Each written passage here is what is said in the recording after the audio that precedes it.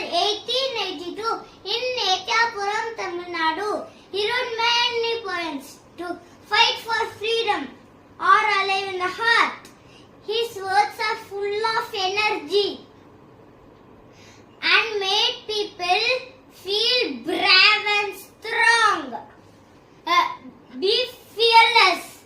Love everyone. Treat everyone equally. Jai Hind. Vande Mataram. Jai Hind. Vande Mataram. Thank you.